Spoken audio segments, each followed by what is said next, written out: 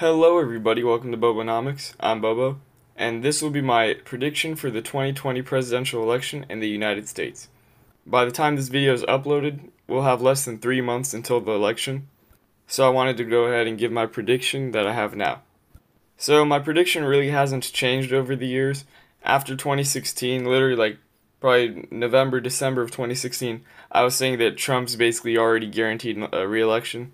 Obviously, a lot of things have changed, but I'm still sticking with that prediction because, now that people see Trump as president, they risked him in 2016, but now that they know he can be a president, like, I guess a reasonable elected official that can do stuff as good as previous presidents, they'll see him as more presidential and a more safe pick.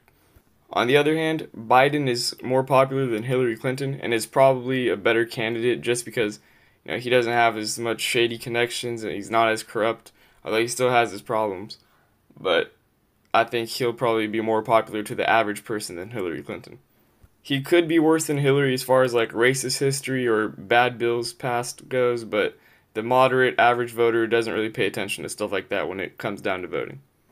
Anyway, needless to say, I'm not really buying all these polls that have Biden winning like every swing state. So, without further ado, here's my prediction for the 2020 presidential election. I haven't done an insane amount of research, but I've basically based this map off of the 2016 electoral map and current polls that we have now and what the predictions are as of now. As you can see, I only have Biden winning Washington, Oregon, California, Nevada, Colorado, New Mexico, Virginia, New York, Vermont, and, part of Maine, basically all of the Northeast states. Oh, and Hawaii. Can't forget Hawaii.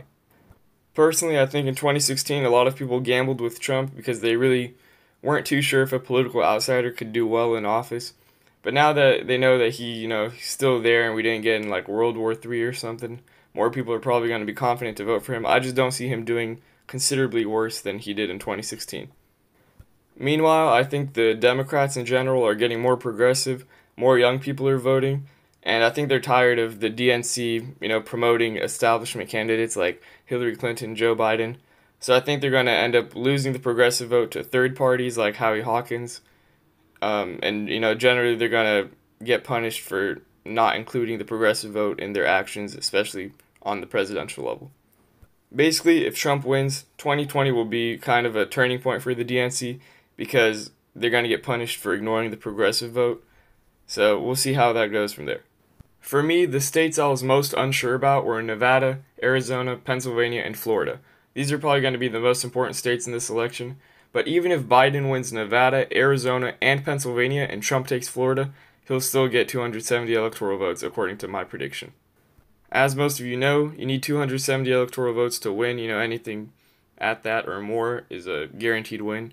So I think Trump has a secure win, but it's still going to be close, obviously. If he somehow loses Florida, if he even loses Texas somehow, which is unlikely but possible, that could flip the whole race.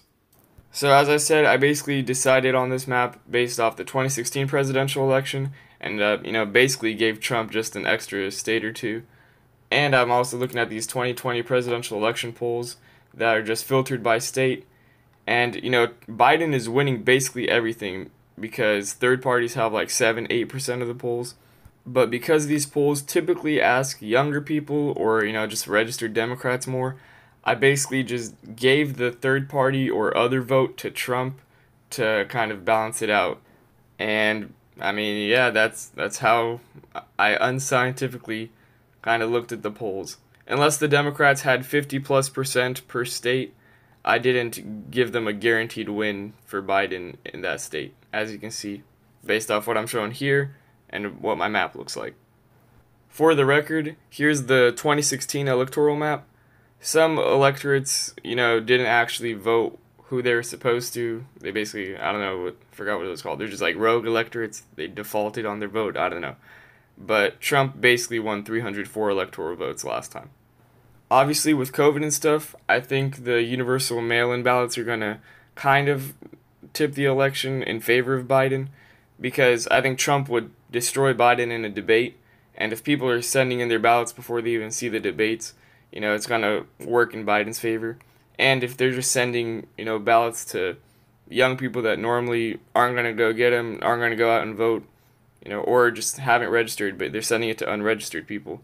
That's a problem. And we've seen cases like that. So with that in mind, I think the margin's going to be closer. I think Trump will still edge out, but I think if there wasn't COVID or if we voted regularly and had the debates, as scheduled, and you voted after the debates, I think Trump would have gotten a landslide victory. Anyway, you guys let me know down in the comments, why I picked certain states. I didn't put an insane amount of thought into this.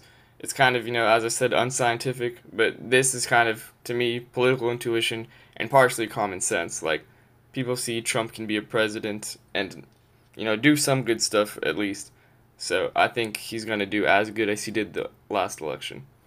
Also, I'd like to note Minnesota is going to be close, but I think it's going to go blue. I think it would have gone red if all these protests didn't happen and if COVID didn't happen. We'll see how they take the mail-in ballot stuff. But I think Trump actually could have gotten Minnesota this year if, it was a normal election and normal year.